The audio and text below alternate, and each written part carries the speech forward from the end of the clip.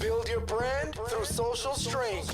The PowerHouse Podcast. You need to evolve in your business or you're screwed, period. Find what you need to grow your business. Don't try to do everything because you want to be the hero. Feel your fire to be a boss. You want somebody that is really going to give you constructive feedback or look at you and say, you know what, you're being an idiot right now. You need to figure it out. This is the PowerHouse Podcast.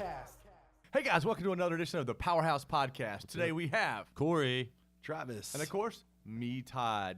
Today we are talking about how much time you really waste. Last week was a revelation to me. I cannot wait to talk about that. I'm excited. Kick it to me. Corey, Yep. what do you? Oh, sorry, It's okay. got it. It's okay. So Corey, tell us about how in your day, if or if not, you waste time. Oh, I definitely waste time because I am a procrastinator. I know you guys. Yeah. You're a procrastinator? Yeah. When you get my emails from WeTransfer of videos at 2:30 in the morning or 41. yeah, yeah, it's like I literally Started at midnight. Yeah, Yeah. I literally do that. I start like around like 8 to midnight. Start editing this and that, and then I'll pump stuff out through the night, and then wake up at noon the next morning. Not noon, probably like 9 or 10. But I don't know. I'm such a procrastinator, but I feel like that's when I do the best work, right? That's when I do, the majority of my work, and when it comes out the best, when I'm like, oh, I got to do this last minute, blah, blah. So my day is filled with, I'm like, oh, I got to do that, but it's not the right time right now. Or like, I need to wait a couple more hours or whatever. I'll start something. I'll really be going, and I'll have, in the back of my head, I have 10 other things that I want to do. And I'm like, damn, I got to get to that too. And then I just I need a break. And then 4 hours flies by, and I'm like, okay. GTA, I get it. Yeah, GTA, that's not so much me. NHL, I'll play that. I get on the Xbox, I listen to music and chill and stuff like that. But I'm just a procrastinator, and that's where my time goes. So let me ask you, because I'm a former procrastinator. I don't procrastinate as much as I used to. I still have the things I procrastinate on. If I know I'm working with a procrastinator, and I know the deadline is the 20th to get this done, and I know I'm going to get it the 20th at 3 a.m., if I'm working with a procrastinator, do I need to set that date 5 days earlier so that I can have it in time to review? 1,000%. If people were like, yeah, your project's due on Friday, if they would have told me Wednesday instead, man, it's good for me and it's good for them, because you're right. When they're getting it the day of at like whatever, there's no time to review and edit it. It's got to go. That's my only pet peeve of myself, is I don't really give myself enough time to edit and this and that. Majority of the people that I'm working with don't really need edits and stuff like that. Sure. But I would need an edit, because a week later when I look at the video and I'm like, I hate that thing. I wish I would have done this, or I wish I would have done that. Yeah, well, we're all our worst critics. So Travis, Yes, Todd? tell us about. I got it. You made a comment not too long ago about, man, from this time to this time, I was living the entrepreneurship world. I was an entrepreneur. I was like, oh, I'm into the entrepreneurship thing. And then all of a sudden you realize, oh, wait, I'm an entrepreneur, which means I got to do things differently. Tell us about that and what you learned about wasting time. The excitement of being an entrepreneur. As most everybody knows, I left corporate America, and I was like, oh, sweet. I don't need to get up at 6 o'clock anymore. Woohoo, no way. I'm sleeping until 9. Yeah. I go downstairs, bowl of cereal, some OJ, check out what's on Sports Center, get caught up. And then I realized that that's not really going to cut it, especially if I wanted to make any money.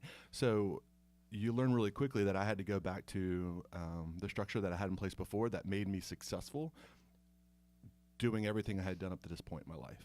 And so I had to get back to getting up at 6 o'clock in the morning, having my morning regiment. Everybody says the first 90 minutes of the day are most important, and what you do in those minutes really kind of set up your day. So Absolutely. I had to get back to that. And let's throw this out there too.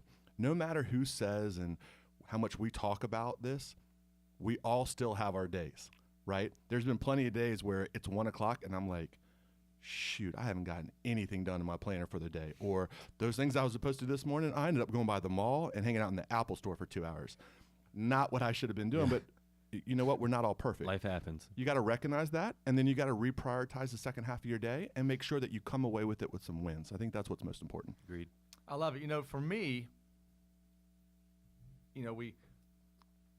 everything that we're doing now really goes back to the conversation I had with my then 7-year-old Maggie when she's like, Daddy, dream bigger. And then we started creating a second location, some other projects, now PowerHouse Marketing.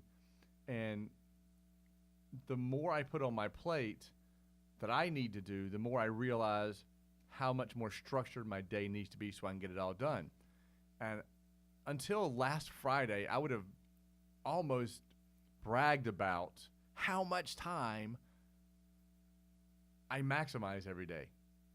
And then I said, you know what? I'm going to plan my week, but I'm going to plan my week from 1 to 11 or 1 to midnight because Maggie's on spring break. And I want to spend the morning time up until 1 o'clock with her. We shot hoops every day. We did all the stuff. We did all this and that. And I still got everything done from 1 to 11 that would normally take me from when I wake up at 5 before I sit down at 11 and say, okay, let's decompress my day and write out what's going to happen tomorrow. I still got it all done. Then I realized I'm wasting 5 hours a day. Now, I wasn't wasting no spring break. It was planned to be there with Maggie. Sure. But it made me realize 5 hours of my day, I am not maximizing. Now, that's not being said that every single minute of my day has to be accounted for, like, 8 to 8:01, 8:01 to 8:02. But it made me realize if you're not tracking, like really tracking what you're doing. Yeah. I have to do this from 8 to 8:30, and then you start your next thing at 10, and then you go, man, I did so much today. No, from 8:30 to 10, you did nothing, right? And if that was planned free time, that's okay. But for me, I saw I've got an additional 5 hours in my day that before I don't think I would have saw, and I still got all my work done. So I forget what the figure is out there, but the American businesses lose some obnoxious amount of dollars every year because of the 3 to 4 hours of corporate time that their employees waste every day. Yeah. And Myth of multitasking. It's a myth. Well, I mean, the book said on an 8-hour workday, you lose between 2 and 3 hours of work every day. I wonder how many hours I'm losing today. 22. Oh, man, it's true. All right, cool.